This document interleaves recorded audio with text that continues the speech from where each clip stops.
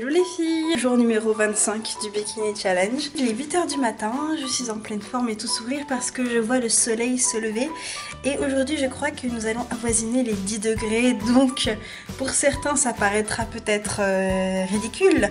Mais sachez qu'ici c'est une victoire, c'est une victoire. Mon smoothie bikini, alors cette fois-ci je n'avais pas d'avocat, mais à la place j'ai rajouté une demi-banane en plus. Donc en gros j'ai une banane et demi là-dedans, et un peu de cacao, fraises, une poignée d'épinards et lait de soja. Et ensuite je me suis fait aussi, parce que je commence à prendre cette petite habitude, alors je ne sais pas si c'est une bonne habitude, mais en tout cas au moins je suis sûre de ne pas avoir un creux en plein examen. Donc du coup je me suis refait une tranche de pain coupée en deux, toujours pour avoir l'impression d'en avoir plus, et une cuillère à café de purée d'amande sur les deux. Voilà. Par rapport au petit déjeuner, je recommence à essayer de manger, réintégrer des choses, parce que mon smoothie c'est très bien, mais moi de base j'adore les petits déj, et je vais commencer à réintégrer petit à petit le fait de manger mon porridge le matin par exemple. Et au final après j'avais moins ces envies de porridge toute la journée quoi. Bah écoutez, aujourd'hui je vais prendre ma deuxième séance douce. Alors là je l'ai fait hyper rapproché, mais en fait c'est juste qu'il faut vraiment que je bosse cet après-midi. Je vais à l'école en vélo et je rentre en vélo, et puis sûrement du stretching ce soir tranquillement. Ce qui fait que je vais vachement enchaîner pour vendredi, samedi, dimanche, mais en même temps je vais me donner à fond parce que j'ai prévu des trucs ce week-end en termes de nourriture, n'est-ce pas? Je vais sûrement aller faire un ou deux brunchs, donc autant vous dire que pour fêter un peu la fin des examens etc avec les copines. Donc autant vous dire que j'ai plutôt intérêt à être en mode tranquille, léger pour anticiper. Parce que c'est ça en fait maintenant ce que j'essaie de faire dans mon nouvel équilibre de vie, n'est-ce pas? C'est que j'essaie d'anticiper ma semaine. Je sais que là je vais sûrement sortir. Donc le reste de la semaine je me tiens bien. J'essaie de pas trop abuser sur des bonnes choses. Et au niveau du sport je me donne à fond. C'est-à-dire que moi quand je vais à un brunch à volonté, clairement il n'y a plus de... Il n'y a plus d'arrêt en fait. Je connais plus la satiété. Et là je pense que ma mère va rigoler parce que depuis que je suis à Berlin j'ai découvert le brunch en fait. Et du coup à chaque fois que j'ai le téléphone limite je lui dis ah, je vais bruncher ce week-end. Et au niveau du sport je me donnerai à fond ce week-end aussi pour éliminer les choses que je pourrais manger qui ne seraient pas forcément très saines pour ma santé. Et voilà ce que je me suis fait pour ce midi, donc je pense en avoir pour 2 repas. J'ai fait cuire d'abord des oignons. J'ai rajouté un petit peu de margarine végétale pour faire revenir mes courgettes. Laissé dorer dans la margarine, et une fois qu'elle était assez dorée, c'est pareil que les oignons. J'ai mis un peu d'eau et j'ai laissé à couvert le temps qu'elle cuise et qu'elle soit tendre. À côté de ça, j'ai fait cuire des pâtes complètes. J'ai rajouté des champignons et après j'ai rajouté les pâtes. Et j'adore faire ce genre de plat, de poêlé, je trouve ça hyper réconfortant. Enfin moi j'aime beaucoup. Au niveau de la sauce, j'ai utilisé en fait un coulis de tomates que j'avais. J'ai mis des épices habituelles dedans. J'ai aussi mis de la pâte de curry pour le côté épicé. C'est hyper simple, tu rajoutes un peu tout ce que tu as dans ton frigo, tu mets un féculent et terminé quoi. Et au niveau du dessert j'ai ça, c'est mon reste de yaourt au soja au lait de coco. Et j'ai mis en fait des graines de chia que j'ai tout mélangé. Et j'attends, du coup je le mets au frigo. Comme ça les graines de chia vont gonfler et après ça va être... assez sympatoche. Voilà, les graines de chia c'est bourré d'oméga 3, c'est bourré de plein de bonnes choses. J'ai juste trop mal au niveau des fesses. Hier j'ai fait que des squats de folie, c'était genre la folie du squat. Tu sais c'est les squats où j'ai un poids en fait je dois tenir un poids avec mes deux mains. Et je dois descendre mais au maximum en fait. Donc j'en ai fait pas mal. Et là j'avoue que quand j'étais sur mon vélo ce matin je sentais mes fesses, tu vois. Les filles, ça me saoule. Je sais pas comment arrêter de grignoter l'après-midi. C'est vraiment un truc... on a tous nos démons quoi. Mais alors moi le grignotage c'est vraiment mon démon number one quoi. J'ai beau essayer de manger bien etc. Le grignotage c'est un combat contre lequel je me bats depuis hyper longtemps. Que je n'ai toujours pas combattu, n'est-ce pas? Même si... j'ai beau maintenant je grignote d'autres types de choses. Donc même si ce sont des choses saines entre guillemets, ça reste du grignotage. Et ça me gonfle en fait. Je sais pas comment stopper ces idées qui viennent dans mon cerveau. Stopper ces envies en fait d'avoir toujours un truc à manger. Pendant que je le mange je suis trop contente en plus, hein, ça me fait du bien. Mais je sais pas à quoi ça associe, si ça associe aux émotions, je sais pas. J'ai pas envie de me dire que là c'est parce que je suis en période d'examen quand même, faut pas déconner. Ça c'est l'exemple que c'est trop la justification que je peux me prendre facilement et pour excuser mon grignotage. Mais j'en ai juste marre quoi, même si je grignote pas des gâteaux ou des trucs comme ça, bah je grignote des porridge, je grignote des boy cakes, des fois je grignote des noix, je m'arrête plus. C'est très très chiant. Dès que je suis dehors, ça va, il n'y a pas de souci. Quand je suis dehors et que j'ai prévu un fruit pour mon goûter, il n'y a pas de problème. Mais quand je suis chez moi, que ce soit goûter, pas goûter, que je viens de finir de manger ou quoi, bah je mange, je grignote. Ça me réconforte, je sais pas, c'est très très pénible. Je sais qu'il y en a pas mal aussi qui sont confrontés à ce problème-là. Ça me saoule de me battre.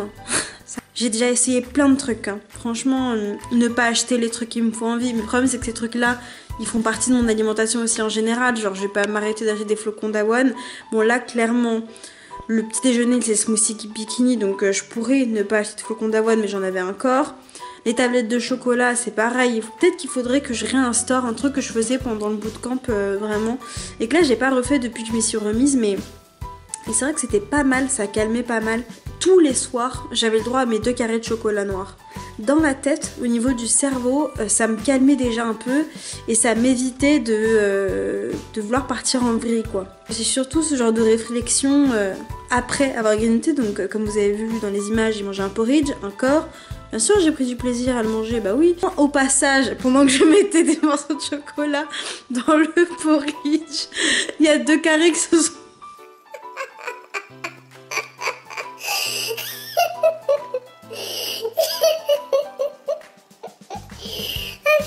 J'en ai marre de moi.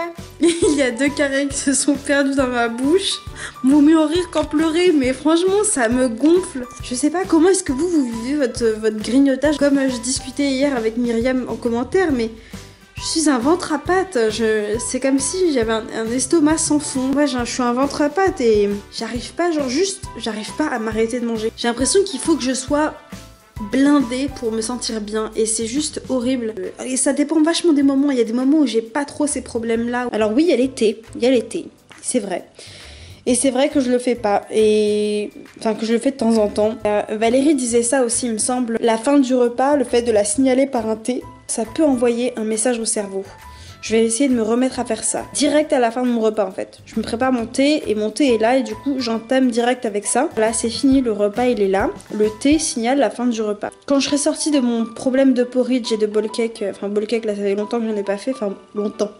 Ça se compte en jours, on est d'accord. Que j'aurai commencé à réintégrer le porridge en fait le matin. Je réintégrerai aussi le délire des 2 carrés de chocolat noir le soir. Je me tâte bientôt à reprendre une semaine de détox ou à partir sur une semaine en booster. Mais je le ferai peut-être en rentrant en France plutôt, ça sera plus simple.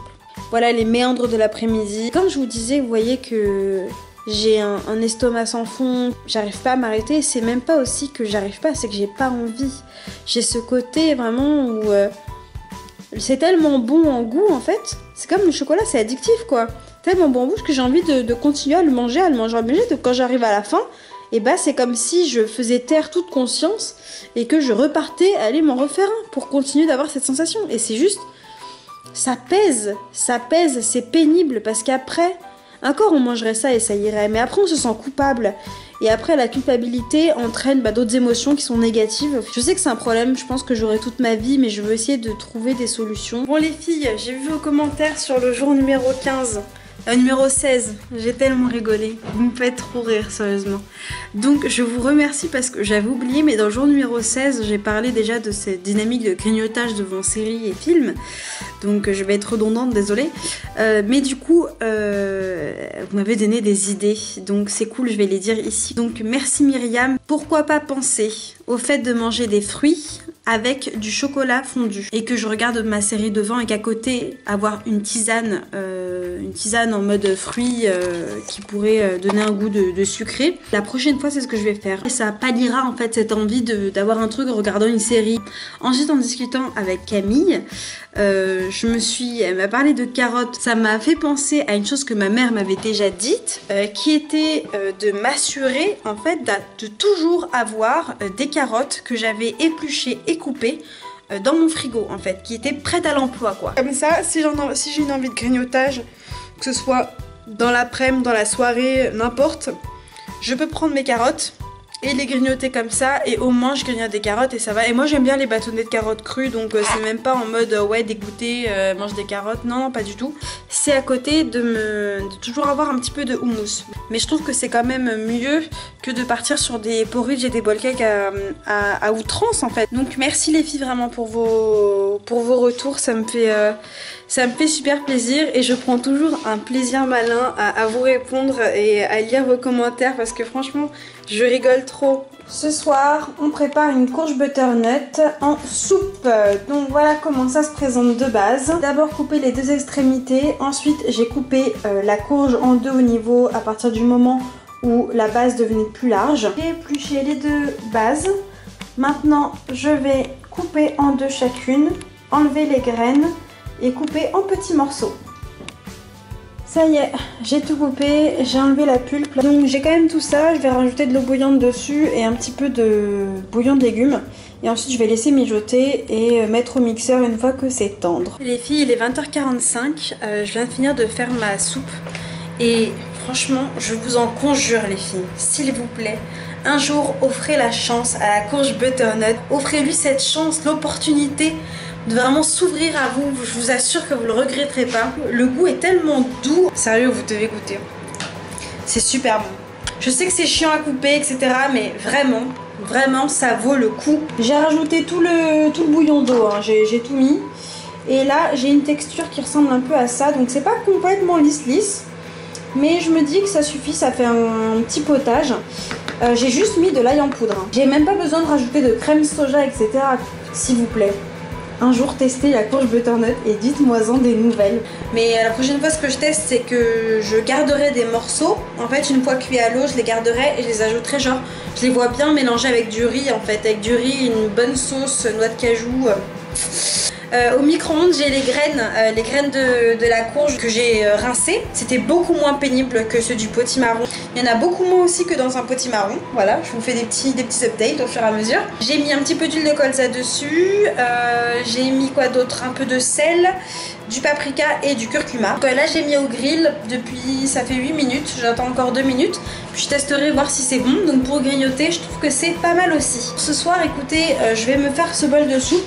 Si j'ai faim, je pense me faire une tranche de pain complet avec un peu de margarine végétale. Je vous fais plein de gros bisous, j'espère que ça va bien de votre côté, que vous arrivez à surpasser la flemmardise qui peut être là et que vous êtes aussi à la recherche de solutions anti-grignotage. Voilà, je vous fais des gros bisous et je vous dis à demain. Ciao!